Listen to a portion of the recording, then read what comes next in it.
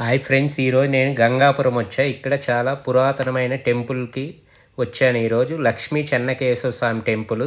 ఈ టెంపుల్ ఏందంటే 11th సెంచరీలో కట్టారు. దాదాపు 1000 సంవత్సరాల పైనే అయిపోయింది. సో, ఈ టెంపుల్‌ని హిస్టరీలో చూస్తే త్రైలోక్య మల్ల సోమేశ్వరుడైన రాజు నిర్మించినట్టు తెలుస్తుంది. ఆయన చాళుక్య రాజు.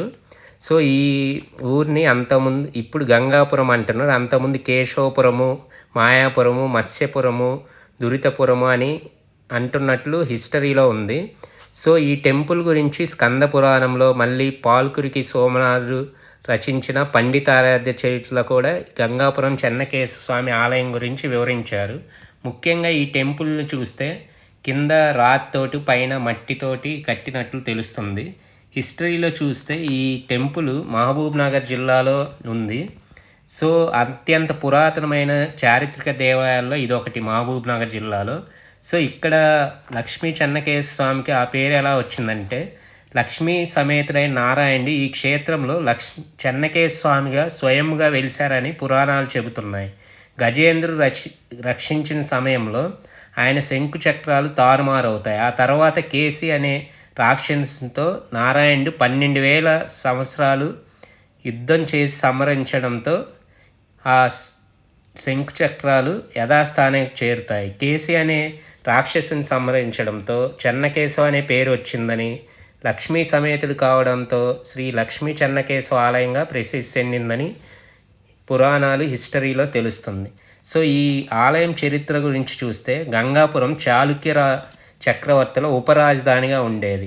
11వ శతాబ్దంలో గంగాపురాన్ని త్రైలోక్య మల్లకేశవపురంగా, ఇంకా కేశవపురము, మాయాపురము, మత్స్యపురము, దురితపురంగా పిలిచేవాళ్ళు. పశ్చిమ చాళుక్యుల్లో మొదటి రాజైన త్రైలోక్య సోమేశ్వరుడు ఈ ఆలయాన్ని నిర్మించినట్టుగా తెలుస్తుంది. సో, తర్వాత బాదామి, కళ్యాణి చాళుక్యులు, రాష్ట్రకూటులు, కందూరు చోళులు, కాకతీయులు, గోన పద్మనాయకలే రాజవంశీయులు ఈ ప్రాంతాన్ని పాలించినట్లు చరిత్రలో తెలుస్తుంది.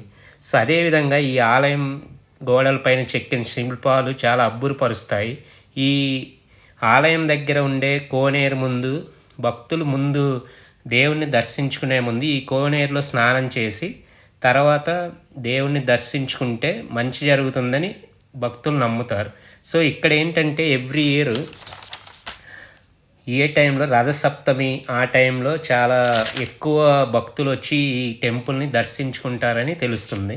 సో, ఇక్కడ చూస్తే ఈ టెంపుల్ జడ్చర్ల నుంచి టువర్డ్స్ కల్వకుర్తి వెళ్ళే రూట్లో ఎగ్జాక్ట్గా 5 to 6 కిలోమీటర్స్ దూరంలో ఉంటుంది.